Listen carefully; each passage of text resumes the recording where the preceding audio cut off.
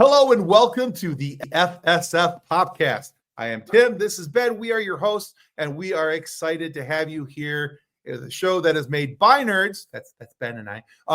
For nerds. That's you. So welcome to our nerdery. Now, I made this joke earlier in an interview I did earlier this afternoon. It's taken me 4.5 years, but I'm finally podcasting from my parents' basement. Yeah. Mainly because my house is under reconstruction and there's like massive holes in the floor. And it's impassable, but it is what it is. I mean, you're doing better than me. I'm literally in a closet under the staircase right now. So you are Harry Potter. At least you're in a full room. This is also true. All right, guys, we have a really cool guest waiting in the green room, and I'm so excited to have him here because he's been a longtime voice actor, book narrator that you've enjoyed in shows like Teenage Mutant Ninja Turtles, Pokemon, Yu-Gi-Oh! There's Star Wars narration. There's Transformers. There is. He has been just involved in a ton of stuff. His work has spanned a few decades, and it's impacted us all in one way or another, in no matter what fandom we've been a part of. So we are very excited to welcome Marc Thompson to the show. Welcome to the show, Marc. Hey, how are you? Dandy. Hello. Thanks for having me on. Very excited to have you here. So we're just thrilled you said yes, because I it's always cool for me because I as I'm scouring through the socials and looking at things and somebody had posted a picture of you coming to a certain Comic-Con. I was like, that does that? Oh my God, he read that. He was the narrator on that book. Oh my God. Yeah. So so for me, very exciting. And I know Ben, although muted because his little Josie Bean is very. My dog is freaking out right now. There's a car in front of our house just blaring the horn, and she's wanting to fight it. So we'll hop right into our first question, and then if Ben needs to step away to handle the Josie, we'll be all good. So here it is. So we like to start every interview this way,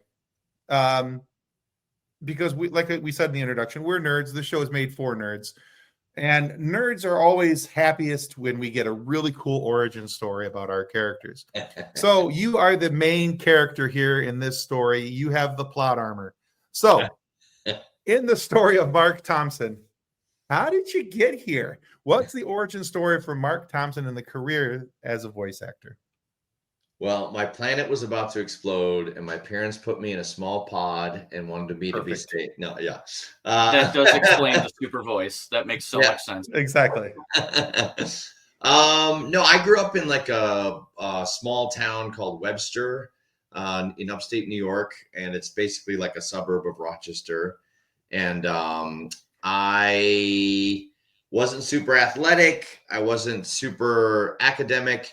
But I kind of found early on that I really enjoyed performing, and my mom really made a point of signing me up for like improv classes and acting classes and singing classes. And I had some incredibly supportive teachers in junior high and high school that, encouraged me and said, oh, you should try out for the play and you should do speech and debate team. And, so I kind of got on that path and really enjoyed it. And that's kind of where I felt like I found my, sorry, my dog's going crazy too.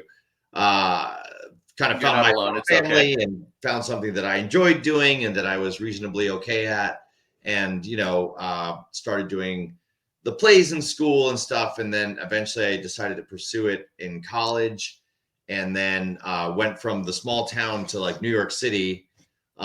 And studied acting at NYU, and around my sophomore year, there was a random audition for a cartoon at MTV.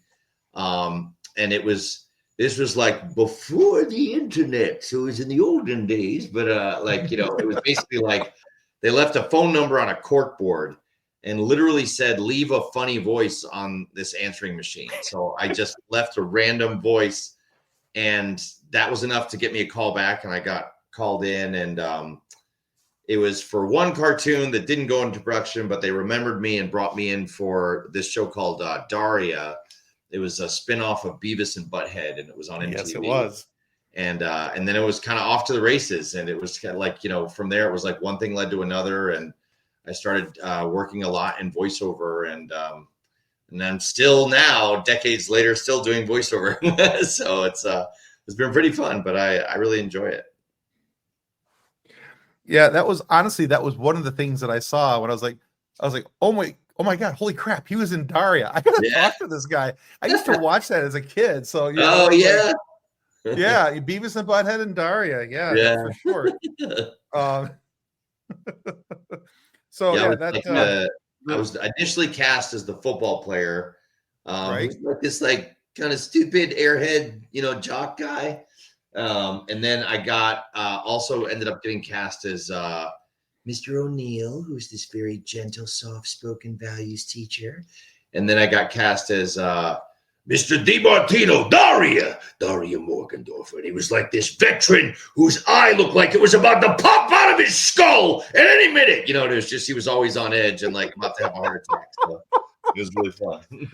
Oh, that is fantastic. I love that so much. I love how you can just instantly recall these voices that you had. Which, that actually kind of little like side question. Can you recall the voice that you made for the voicemail for that first audition? No, I can. Yeah. Like, so I think I kind of knew it was supposed to be a show about vampires or something. And so, but they didn't give me any sides that, so I just went with like an Igor style voice. And I was like, hello, I'd like to be on your cartoon. And it was like this, like, kind of, sidekick to Dracula or whoever. So that's cool. Fantastic. Oh boy. I think the part about that story I enjoyed the absolute most, being a man who grew up in the pre-internet ages, is how you got the work. I think that's fantastic. Because I remember when I was a kid, walking into grocery stores or different things, they always had the big cork board right up on the wall. There's all the cards and things stuck to it, and pull this number off if you want to do this thing or that thing. And it's just kind of funny to me, when I hear stories about people who, like you said, grew up in the olden days, and and have that opportunity, had that experience. Just makes me feel not as old. So thank you. I mean, he did refer to it as the olden days. So if anything, it's dating you.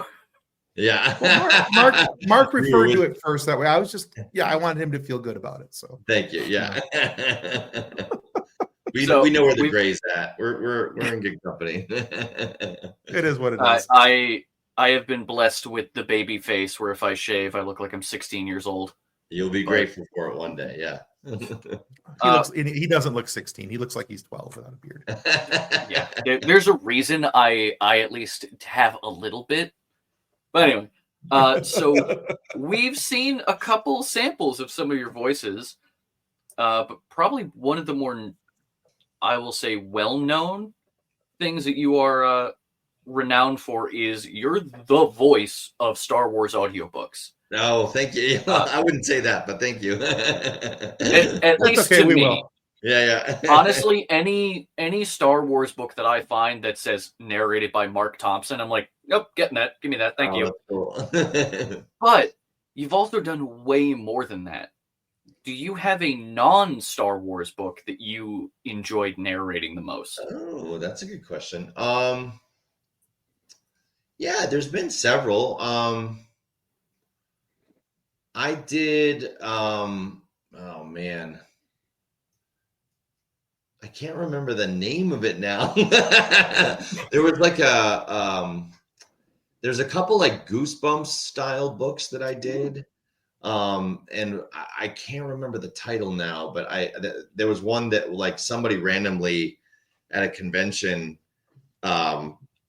reminded me that I did this book, and I was like, oh my gosh, like, wow, you actually listened to that. So that was pretty good. And there was like it was almost like a book that was originally written in German that was kind of like in almost like a fantasy Harry Potter type genre. and those books were pretty fun. So yeah, it's mostly the Star Wars ones, and then I've done a couple of these like kind of like middle grade kind of either horror books, or I did one about like cats and dogs getting along, and it was kind of a metaphor for like people with differences learning to get along. So that was kind of cool. So, Oh, nice. Okay. Yeah, so I've had a couple that were really fun to do. So That's adorable. Excellent. I like it. I'm going to do my best to now look up what the name of that book was. Oh, okay, yeah. I can't remember. I'll let Tim attack you with another question while I do some quick Googling. So before we move forward, and like we said, we don't have questions that are Star Wars specific, really. But I am just wondering, because I do love your Thrawn voice. Yeah. Would you mind doing just a little bit of your Thrawn voice? Would that be okay? Yeah. You had to do it. I have to ask. To be fair, I probably would have asked as well. This is Grand Admiral Thrawn. The Empire must survive in order for the chase to prosper. May warrior's fortune smile upon your efforts. I love it. Yeah, you do such a good Thrawn, honestly. Yeah, it's so good. He's fun. No offense to the other narrator who did Thrawn too, but yeah, no, yours is much better. No, yeah, I felt super lucky to get to narrate those books, and I've since gotten to meet Tim Zahn a bunch of times, and I got to meet Lars Mikkelsen this past summer, and dream come true. It was very, very cool. So yeah, I love it. That would be amazing to meet Lars, because I think, with somebody who, I mean, even the animated version of him is so centered around Lars' appearance and how he looked and everything else, and then to see that go to live action, I think it's fantastic. So yeah, and in real life, he's so like warm and gregarious, and like not I was expecting him to be very, very cold, kind of like his character, but he was like, "Hey, how are you?" I was like, "Oh my gosh, wow!" I was like, "You're an even better actor than I realized." Exactly. Right. Yeah. Nice. Okay. Well, I couldn't find the goosebump like one that you did, but the one you were talking about is Cat Loves Dog. Yes. Okay. Wow. The internet is crazy. That's crazy. That's great. And there's another one that you did called Cat versus Dog. Yeah. I think they're sequels of each other. Oh yeah, it's book 1 and book 2. There we go. Yeah. Excellent. You're getting the scoop here. All right, so Mark, I have been a lifelong Star Wars fan, and I've enjoyed the franchise since I was a little guy. My very first movie experience that I remember for Star Wars is Return of the Jedi. Yeah, and I went and saw that in the theaters for the first time. Now, you've had an opportunity to work for Lucasfilm, both in the animated series like Star Wars Visions. You voice some characters there. Of course, we just heard your Grand Admiral Thrawn voice. So obviously you've been narrating the books for a while. But what has it meant personally to you, both personally and professionally, to be part of the galaxy far, far away? I mean, it's a dream come true. It's an answered prayer. It's like I sometimes have to like pinch myself. It's like, man, this is crazy, because like it's just meant so much to me, because Star Wars is like pretty important to my my life, and like I was going to Star Wars Celebration as a fan before I got invited to go as a narrator, and so just anytime I get to be associated with that in any way, it's the hugest thrill, and I feel like a self-imposed pressure that just I want anything we do to be the best it can be, just because I know how important it is to a lot of people, and because I feel like what Lucas set out to do and just kind of create modern day mythology in order to kind of try to help kids have some stories that talked about like these deep kind of spiritual issues of light versus dark and all that stuff is huge, and it's a huge thrill, and I take it very, very seriously. And I'm very, very grateful that I, in a small way, get to be a part of it. So, Okay. Oh, that's a great answer. I love the fact that you do take it so personally, because I think if you're going to be good at anything in life, you have to take your work personally. You have to be willing to put yourself out there, and especially if it's something that means more to the heart than something else. yeah. So I think that's fantastic. A bit of a side question on this. Now, you said that it's always meant something to you. So my first experience was with Return of the Jedi, and my favorite movie is Empire. Mm-hmm. So I'm just curious what your first and your favorite are. Oh yeah,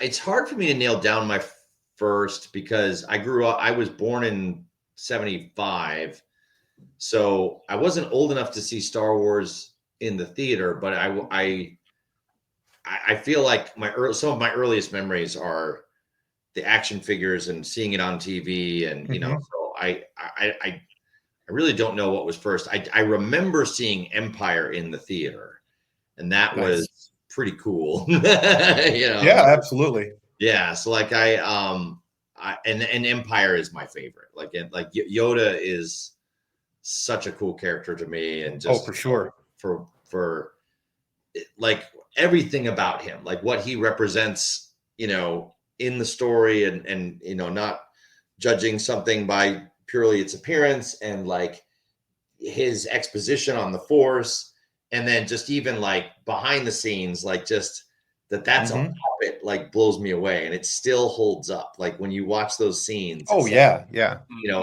Mark Hamill and Frank Oz make you believe that those were two, living creatures having a conversation with each other, and both of their performances are essential to that. And so it's just, it feels magic, like it's just, man, it's so cool. And that music gets me excited. And every time, everything about Empire is the greatest thing ever.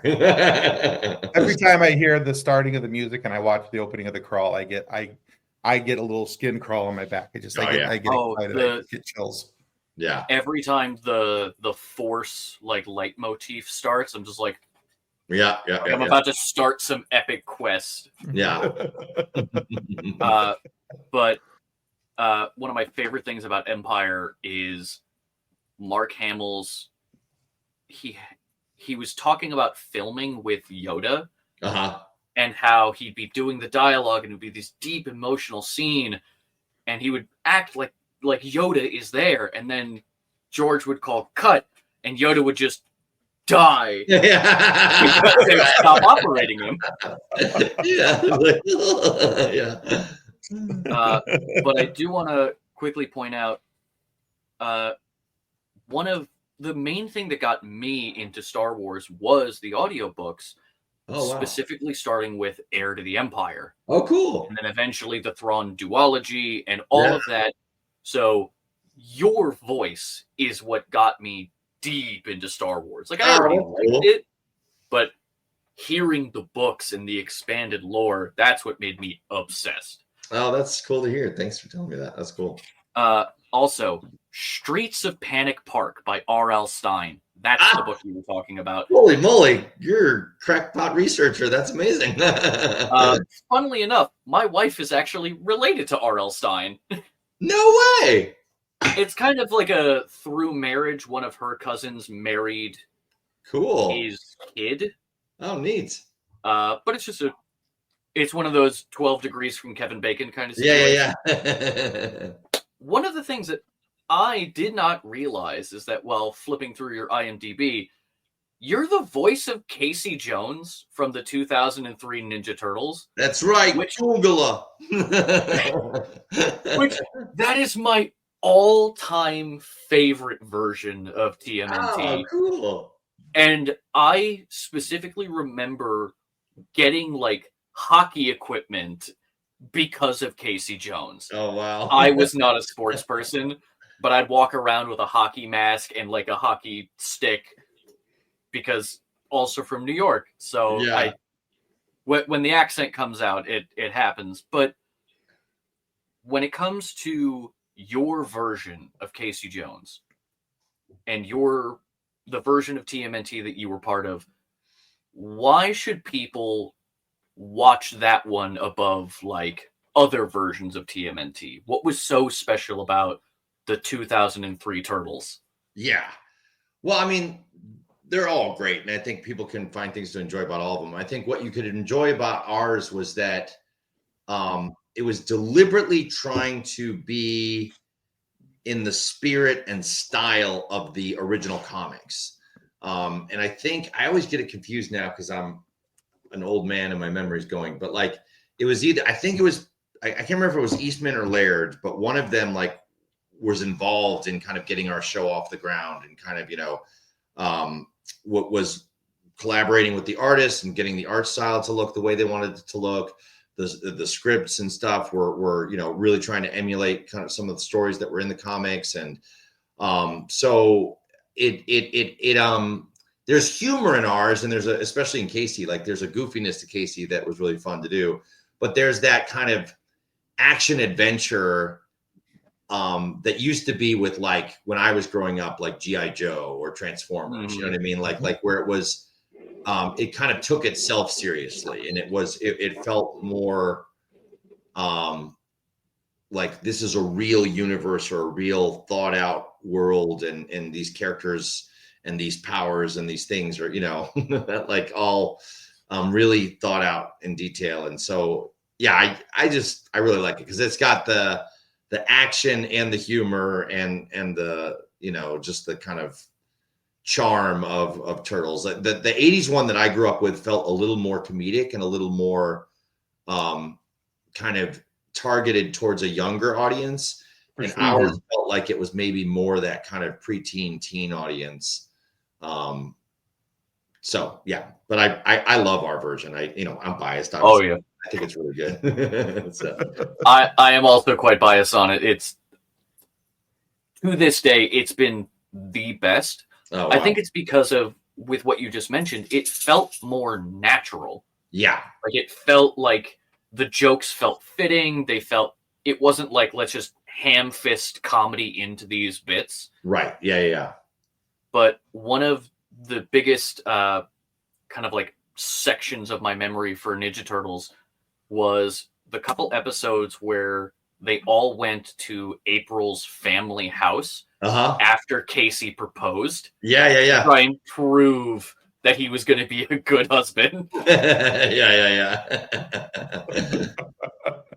Yeah, like some of the gags or jokes, I guess, it felt more character based or kind of, you know, situationally driven instead of like, here's a goofy thing to do, or, you know, so like, yeah. Right. That's cool. Yeah. I mean, having, you know, been a child of the 80s and early 90s and all those animations, watching, you know, as well, I was born in 76, so we're a pretty similar age here. But having watched, Josh, nobody asked you, child. You're gonna shake your cane at me. Yeah, I will too. Don't rattle my pain pills at you. But anyway, which reminds me, I need to take some Advil. Anyway, but yeah, no, you know, speaking of that, you were absolutely right. When you watch shows like G.I. Joe and you watch some of those, you know, that era, even like Transformers took itself very seriously, and the early versions of, you know, some of the other animations that were out there all took themselves very seriously. And then there was Teenage Mutant Ninja Turtles, which was like, cowabunga, dude, everybody's having fun, you know, surfs up, you know. Right, and it was all very loosey goosey, silly, and which was fine too. It was just a different approach to it. Yeah. It was interesting to me though, years later, when I realized that the Teenage Mutant Ninja Turtles that I watched as a kid had nothing to do other than the names and the concept, because the comic books were like completely different and so very dark. Yeah. And I was like, these are not the cowabunga dudes that I grew up with. Yeah. Holy crap. Right. Yeah. So very cool. It's always fun for me to talk to somebody of my own era who understands the shows that I was watching. Because, you know, how old are you? I'm 48. I am 32. You're 30. Okay, you're not that far off. Okay. Oh yeah, I'm not that young. We just make the joke that Tim's an old man, regardless of how close we are in age. He's still a little whippersnapper. Yeah. But- Oh yeah, definitely. I'm working with like 20-something-year-olds, and God, they seem so young. Yeah.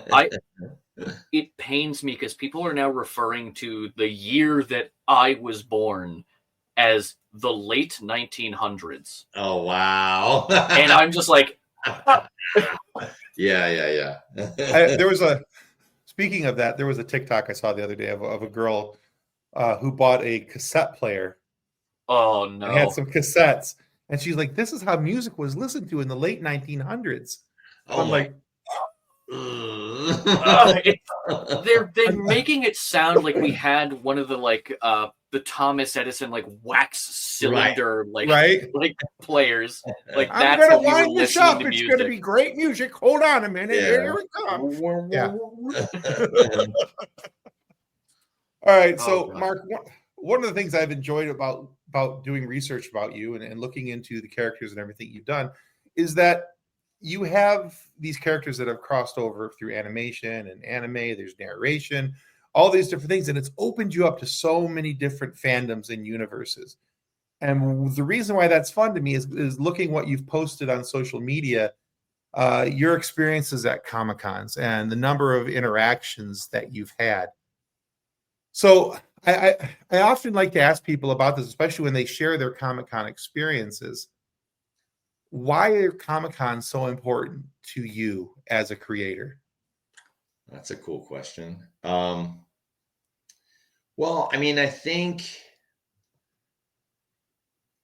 with what I do, a lot of times I'm in a booth by myself, kind of performing to a monitor, and nowadays when I first started, at least there was like a director in the next room, or Sure. Nowadays it's just a voice on the internet saying, "Yep, okay, let's do the next line," and so you don't get the feedback you would get if you were doing a play and the audience is right there or whatever, So being able to interact with people that have watched the shows or listened to the books, and hearing what it means to them, and hearing that, maybe there's something you did that they liked or enjoyed, or something about the characterization that really connected with them.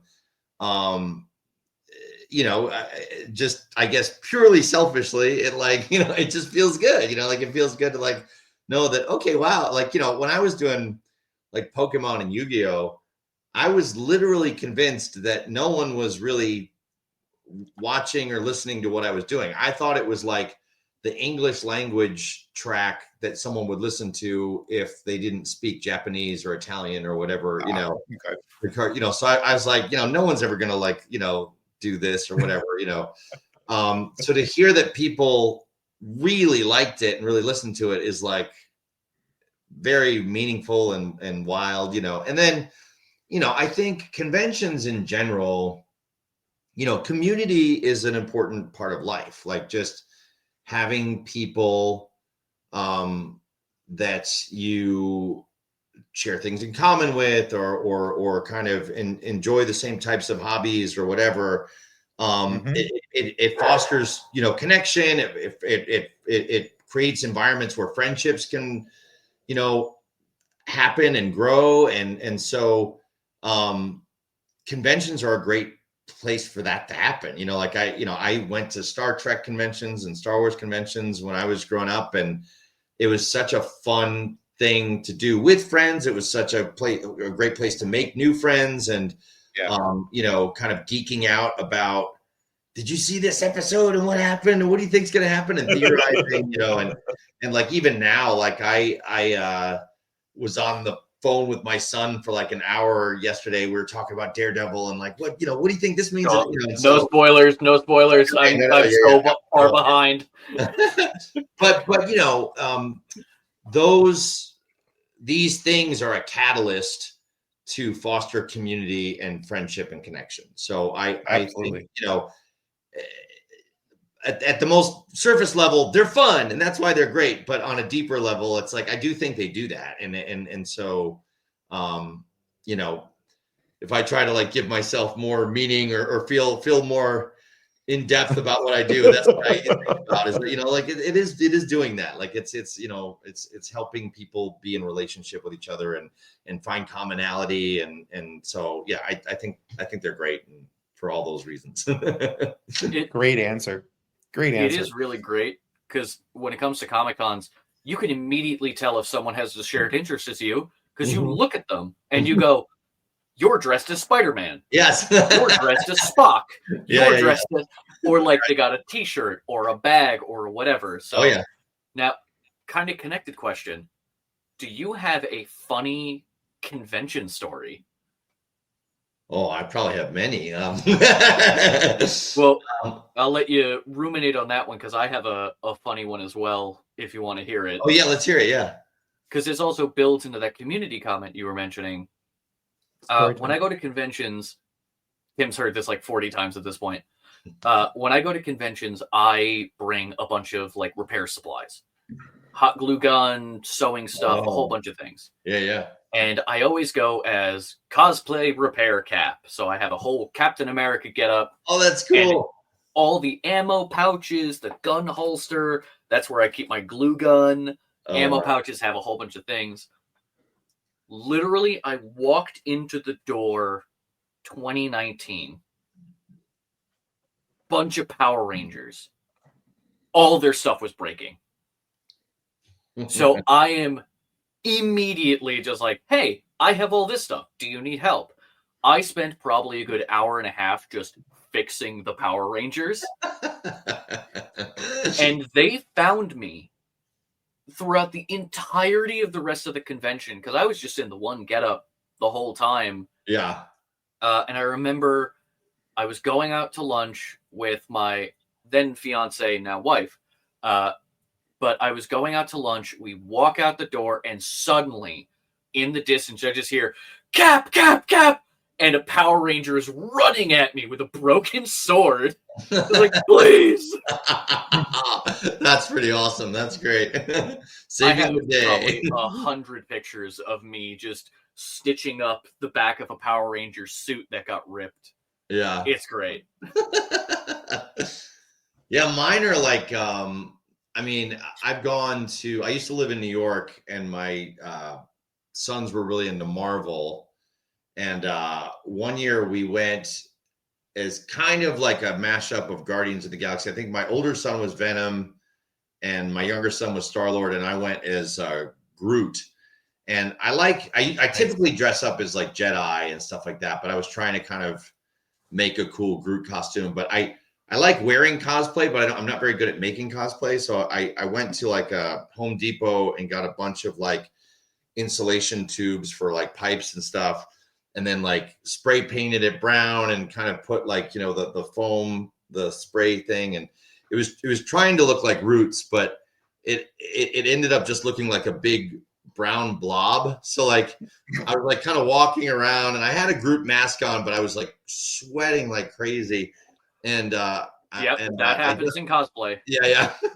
I just walked by someone, and I was like, what is he? Is like he looks like he's poop. And then, you know, later on, somebody was like, I am poop. And I'm like, no, I am Groot, you know? So like, it was like, man. So I had another time where I dressed up as old Luke from Force Awakens, but it was, the movie had just come out, and I don't think people were like locked into that costume yet. So I was walking to the Javits Center on 8th Avenue, and somebody saw me, and they're like, it's Jesus. Look, it's Jesus. And it's like, no. I keep getting confused for costumes. So. I mean, you know, maybe space. Yeah. Anyway. Out of curiosity, what year did you go as Groot?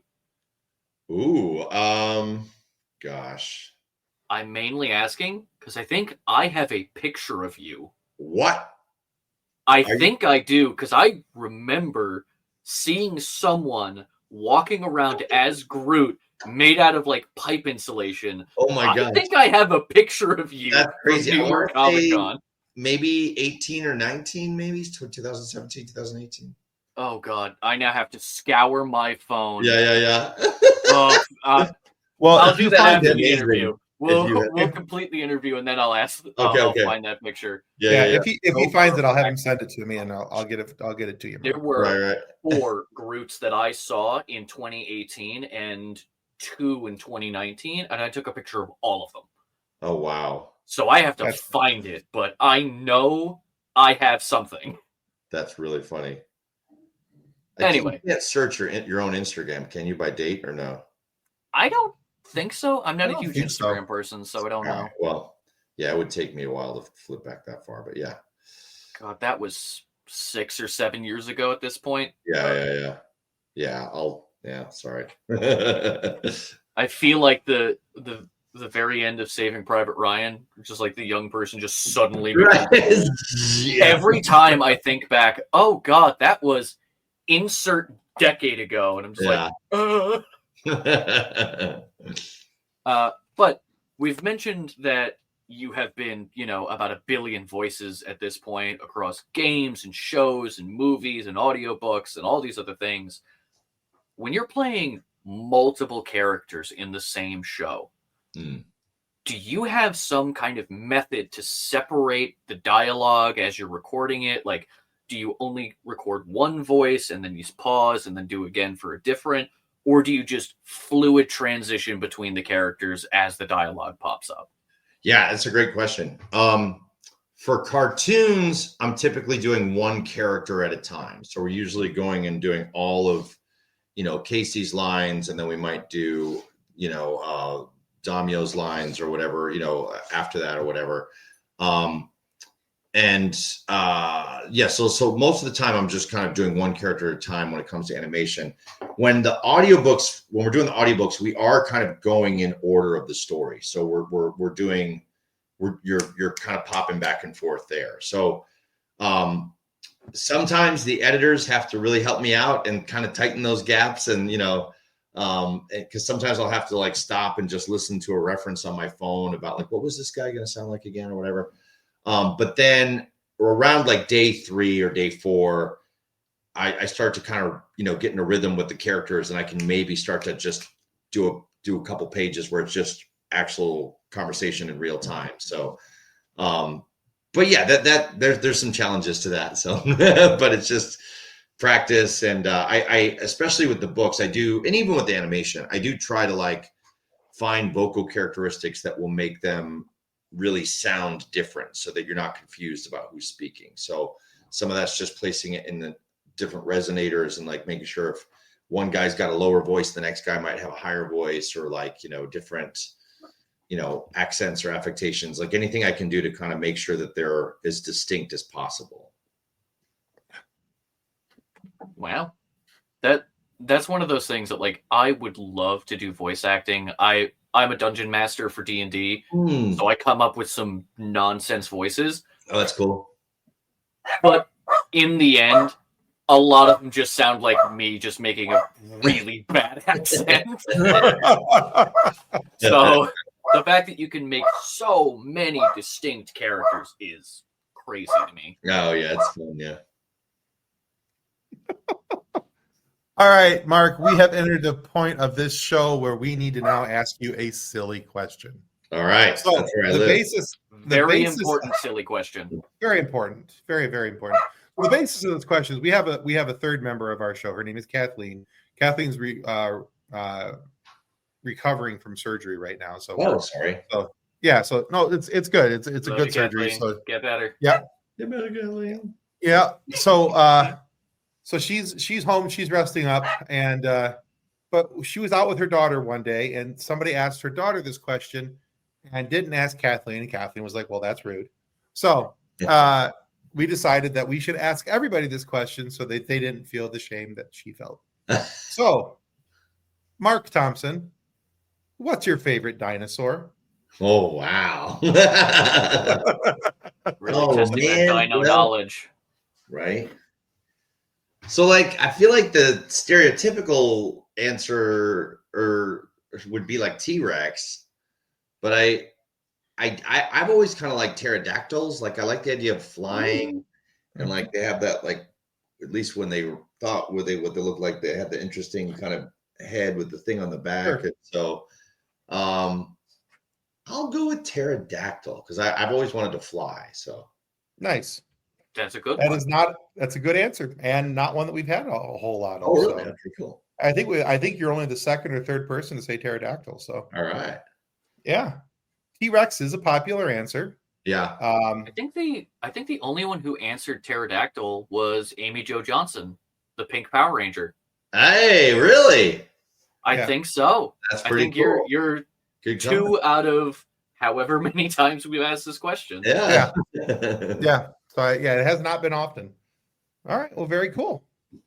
Keep dropping that. Sorry. All right. Well, Mark, thank you so much for being here today. Honestly, we are gigantic fans of you. So the fact that you said yes, the moment Tim sent out the notification that you're going to be with us, I was literally jumping for joy. Oh, that's great. But where can our listeners go to find more about you and more about your work?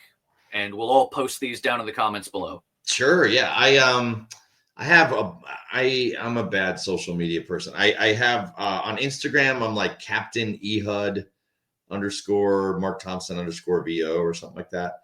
On Facebook, I'm just myself. I'm Marc Thompson. On X, I'm Captain Ehud. And on Blue Sky, I think I'm Marc Thompson VO or so. I know I should have one handle for all of them, but then I would have had to change it, and you had to get verified, and I was too cheap to get verified, and I was like that. So sorry to make it difficult. Yeah, don't pay for that. Yeah. Oh, I love it. Well, yeah. Do you have any projects that you're working on that you're able to talk about if you want to? Yeah.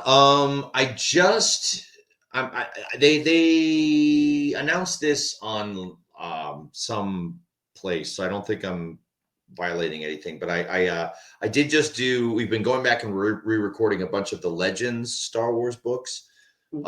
So we just did Shadows of the Empire, which is a really cool story, and so that one I'm very excited about that. One of my favorites. Yeah. The High Republic books have been great, and we're getting ready to kind of record one of the last ones of that, so that's pretty cool. Yeah, there's like some cartoon. There's a great cartoon that's out there called Hero Inside. That's really fun. That's on like Roku and maybe HBO Max, I think. So, but that's a fun one if you want to check out kind of another action adventure one. And I've got some. I am going to a lot of conventions lately, and there's some coming up. I'll be at in Denver. There's these conventions called the Nostalgia Cons. And I'll be going to one in Denver, one in Anaheim, one in Boise. So just check out my Instagram. You'll see all the details about that stuff. I'm going to be in Waco, Texas at a different event. I'm going to be I'm hoping to be in Tampa later this year. They're still getting that stuff worked out. But yeah, I'll be a bunch of places the rest of this year and kind of in the summer and fall and stuff. So if you're out there, I would love to see you at one of those shows. They're really, really fun. So.